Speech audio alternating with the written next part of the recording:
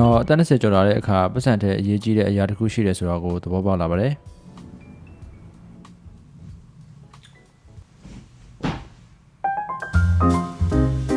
အရင်ကဆိုရင်းနှီးမြှုပ်နှံမှု investment လို့ပြောလိုက်ရင်ရွှေဝယ်တာမြေဝယ်တာ stock share တွေဝယ်တာ crypto ဝယ်တာတွေကျွန်တော်ပြည့်မြင်မိပါတယ်ဒါပေမဲ့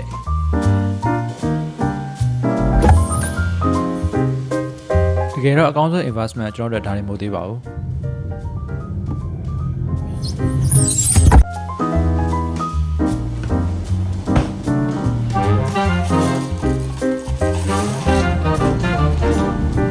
ဒီဗီဒီယိုမှာဖုန်းသုံးနဲ့စခဲ့တဲ့ကျွန်တော်ရဲ့ journey ကိုအခုလို camera gear တွေဝင်နိုင်တဲ့အထိပြောင်းလဲပြီးခဲ့တဲ့ရင်းနှီးမြှုပ်နှံမှု၃ခုအကြောင်းကိုကျွန်တော်ပြောပြပေးပါမယ်။အခုကတော့ကျွန်တော်အသက်23ပဲဖြစ်ပါတယ်။ဒါကတော့ကျွန်တော်ရဲ့မနက်စာပေါ့နော်။ဒါစကြပါအောင်။အခုလောလောဆယ်မှာ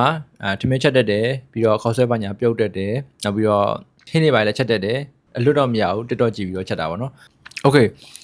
ဒီနေ့လုံးစရာကတော့တိတ်မရှိဘူးဆိုရင်မရှိတော့ရှိရဲကျွန်တော် video editing class အတွက် video တွေဒါ edit လုပ်စရာရှိတယ်ဒါပေမဲ့ကျွန်တော် YouTube video မတင်တာကြာပြီပေါ့နော်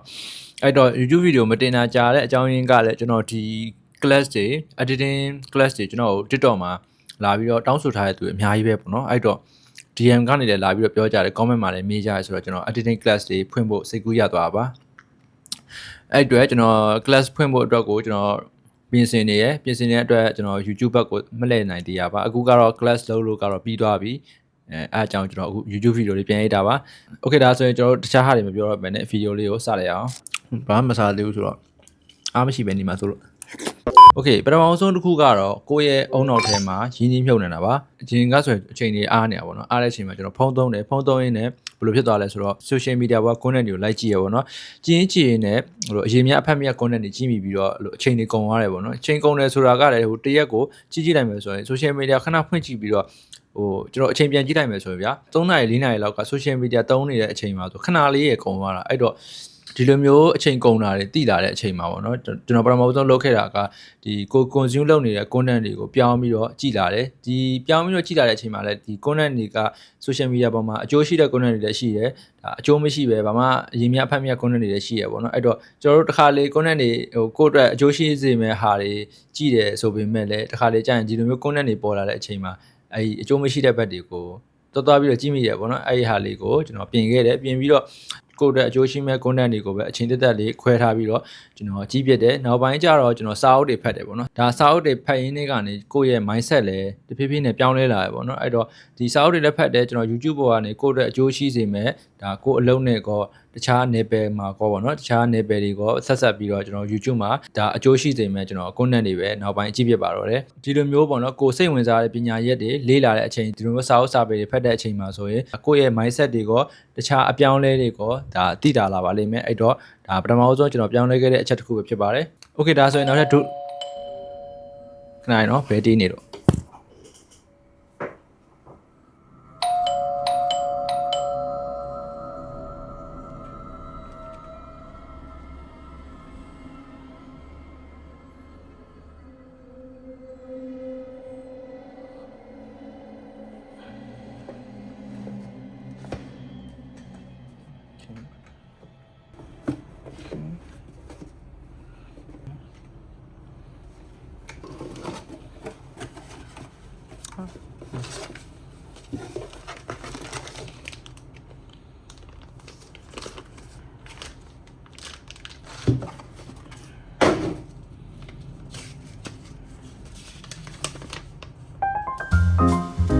ဟုတ်ပါတယ်ဒုတိယချက်ကတော့ high income scale ပဲဖြစ်ပါတယ်high income scale မှာကျွန်တော်တို့ကိုယ်ပိုင် scale တစ်ခုဥမာဘယ်အရာပဲဖြစ်ဖြစ်ဒီနေရာမှာကျွမ်းကျင်အောင်ကျွန်တော်တို့ရင်းနှီးမြှုပ်နှံတာပဲဖြစ်ပါတယ်ကျွန်တော်ကတော့အခုဒီဒုတိယခေါင်းစဉ်အောက်မှာဆိုရင်ရင်းနှီးမြှုပ်နှံမှုကဒီ content creation ရဲ့ကျွန်တော် video editing ရဲ့ပါပဲကျွန်တော်ဒီလိုမျိုးရင်းနှီးမြှုပ်နှံမှုဆိုတာလည်းကျွန်တော်အစတုန်းကဒီဖုန်းလေးနဲ့ပဲစခဲ့ရပါတော့ဒီဖုန်းကလည်းကျွန်တော်ဒီဟာစကန်ဆိုင်ရာဝယ်ထားပါတော့ဒါ brand new မဟုတ်ဘူးပြီးတော့ဒီဖုန်းဝယ်တော့ဆိုရင်ကျွန်တော်မှတ်ရဆိုရင် iPhone 12နောက်ဆုံးထွက်လာတာမသိ iPhone 12ထွက်တုန်းကကျွန်တော်ဒီ iPhone XR ကိုဒါစကန်ဆိုင်ရာနေတွားဝယ်ခဲ့တာပေါ့နော်အဲ့တော့ဆိုရင်ကျွန်တော်ဖုန်းကလည်းပြတ်သွားတယ်ပြီးတော့အဲ့ဒီညတော့ပေါ့နော်ကျွန်တော်အိမ်ကိုပူစာပြီးတော့လိုက်ဝယ်ခိုင်းတာပါဒါမှတ်ရလေးပေါ့နော်အဲ့တော့ကျွန်တော်ဒီဖုန်းဝယ်ပြီးကြတဲ့က ဒါ content creation တွေလုပ်တယ်ဒါ video editing တွေဒီဖုန်းထဲမှာပဲလုပ်တာပေါ့နော်ဒါ video ရိုက်တယ်ဆိုရင်လည်းကျွန်တော်ဒီဖုန်းနဲ့ပဲ edit တယ်ဆိုရင်လည်းဒီဖုန်းနဲ့ပဲเนาะဒီဖုန်းဝယ်တော့ဆိုရင်ကျွန်တော်ဒါ CapCut တောင်ပေါ်သေးအဲ့တော့ဆိုရင်ကျွန်တော် VN app နဲ့ကျွန်တော် edit ရပါပေါ့နော် VN app ထဲမှာကျွန်တော်ထည့်တယ်ပြီးတော့ဒီဖုန်းနဲ့ပဲကျွန်တော်တကယ်ချင်းနေနဲ့ကျွန်တော် cinematic video တွေပါရိုက်ပြီးတော့ဒါကိုယ့်ကို practice လုပ်နေတယ်လို့ပြောရမယ်ဘာဖြစ်လို့လဲဆိုတော့အဲ့တော့ကျွန်တော် social media ပေါ်မှာတင်တော့တင်တယ်တချို့ဟာကြတယ်မတင်ဘူးဗျာအဲ့တော့ဆိုရင်ဒီလိုမျိုး online ကနေငွေရှာတာတွေပါကျွန်တော်တခြားမသိသေးဘူးငယ်လေးငယ်သေးတယ်ဆိုတော့ဒီတိုင်းပဲကျွန်တော်အပျော်ရိုက်တယ်ကိုယ့်ကိုတကယ်ချင်းနေနဲ့ရှောက်ရိုက်တယ်ပေါ့ဒါပေမဲ့ကျွန်တော် video edit လုပ်တဲ့အချိန်မှာတော့တခြားလေးလေ့လာတယ်ပေါ့နော်ကျွန်တော်စိတ်ဝင်စားတဲ့အရာလေးဖြစ်တာအတွက်ကျွန်တော် YouTube ကနေဒီ video editing နဲ့ပတ်သက်တဲ့အကြောင်းအရာတွေကိုကျွန်တော်လေ့လာတယ်ပြီးတော့ကျွန်တော် color grading တွေပါဆိုရင်ကျွန်တော်တခြားလေ့လာခဲ့ပါတော့အဲ့တော့ကျွန်တော်ဒီ scale တွေကနေပဲအခုချိန်မှာ income အနေနဲ့ဝင်နိုင်ခဲ့ပါတယ်ဒါအခုခေတ်မှာဆိုရင်လည်းဖုန်းသုံးရှိအောင်နဲ့ content creation တွေ video editing တွေဒါ cinematic video တွေကအစကျွန်တော်တို့ဖန်တီးလို့ရနေပြီဖြစ်ပါတယ်ဒါကျွန်တော်အခုဆိုရင်လည်း online ပေါ်မှာ social media ပေါ်တွေမှာကျွန်တော် content creation နဲ့ပတ်သက်ပြီးတော့ mainly ကတော့ video editing နဲ့ပတ်သက်ပြီးတော့ကျွန်တော် sharing တွေပြန်လုပ်ပေးနိုင်တဲ့အဆင့်ထိရောက်လာခဲ့ပါတယ်တခါတည်းနဲ့ကျွန်တော်ပြောသက်ရှိပါတယ်ဒီ video ကိုကြည့်နေတဲ့မှာ video editing စိတ်ဝင်စားတယ် video editing ကနေပြီးတော့ကျွန်တော်တို့ income ကောင်းကောင်းရှာခြင်းနဲ့ညီကိုတွေရှိရဆိုရင်ကျွန်တော်ရဲ့ description မှာ creator community link လေးချထားပေးပါတယ်ဒီထဲမှာကျွန်တော် CapCut course တွေနောက်ပိုင်း DaVinci Resolve color grading တွေရောကျွန်တော် DaVinci Resolve 3 နည်းတွေပါ sharing လုပ်ပေးတော့ပါမယ်စိတ်ဝင်စားရင် join ထားလို့ရပါတယ်။ Okay ဒါဆိုရင်ကျွန်တော်နောက်ဆုံးအချက်လည်းဖြစ်တဲ့တတိယအချက်ကိုပြောပြပေးသွားပါမယ်။ကိုယ့်ရဲ့အလုပ်ကို professional စံချိန်မဲ့ gear တွေမှာကျွန်တော်တို့ investment လုပ်တာပဲဖြစ်ပါတယ်ကျွန်တော်တို့မှတ်ထားမှာကဒီအလုပ်အတွက်ပစ္စည်းကောင်းတွေဝယ်တယ်ဆိုတာကဒါ expand လုပ်လိုက်တာမဟုတ်ဘဲနဲ့ဒါကိုယ့်စီကိုပတ်စံရှာပေးနိုင်မဲ့ access တွေမှာ investment လုပ်လိုက်တယ်ဆိုတဲ့သဘောပါပဲဒါကျွန်တော်ရဲ့ story နဲ့ရှင်းပြီးပြောပြရမယ်ဆိုရင်လည်းပထမဆုံးအနေနဲ့ကျွန်တော်ဒီဖုန်းနဲ့ပဲကျွန်တော်မရအောင်လုပ်ခဲ့တယ်ပေါ့နော်အဲ့တော့မရအောင်ကျွန်တော် content တွေဖန်တီးခဲ့တယ် video edit တွေလုပ်ခဲ့တယ်နောက်ပိုင်းဒီလိုမျိုး scale တွေကနေပြီးတော့ income တစ်ခုအနေနဲ့ပြန်ရှာ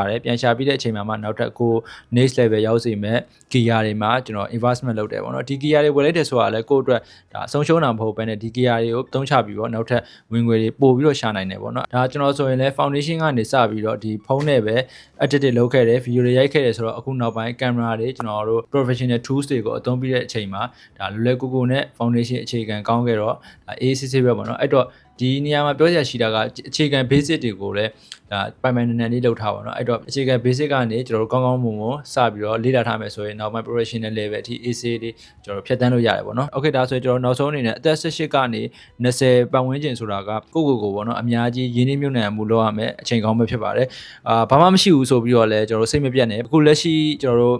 အခုခေတ်ပေါ့နော်အခုခေတ်မှာဆိုရင်လူတိုင်းလက်ထဲမှာတယောက်လုံးစီမှာဖုန်းတွေတော့ရှိပါလိမ့်မယ်ဒီဖုန်းနဲ့ပဲကျွန်တော်တို့ AI ကိုအသုံးပြုပြီးတော့ဝင်ငွေပဲရှာမှာမလားကျွန်တော်တို့ online ကနေပဲ business တစ်ခုလုပ်မလားဒါကျွန်တော်တို့ income တွေအများကြီး online ကိုအသုံးချပြီးတော့ကျွန်တော်တို့ရှာလို့ရပါတယ်အဲ့တော့ဒါကိုယ်မှမရှိသေးဘူးကျွန်တော်တို့သူများတွေနဲ့ compare လုပ်ပြီးတော့ကိုယ့်အကိုစိတ်တက်မကြနေပါနဲ့သူများနဲ့ compare လုပ်တယ်ဆိုတာကလည်းကိုယ့်အကိုဒါတစ်ဆင့်နှိမ့်နေတဲ့သဘောပါပဲ Okay ဒါဆိုရင်ကျွန်တော်တို့ကိုယ့်ရဲ့ရင်းနှီးမြှုပ်နှံမှုလုပ်ထားမယ်scale တွေကိုတခြားလေး target ထားပြီးတော့လေ့လာပါအဓိကကတော့အချိန်နဲ့စူးစမ်းခြင်းစိတ်ကပဲကိုယ့်ရဲ့အကောင်းဆုံးရင်းနှီးမြှုပ်နှံမှုတွေဖြစ်ပါတယ်ကျွန်တော်တို့နောက်ဗီဒီယိုမှာပြန်တွေ့ကြရမယ်ဘိုင်ပါ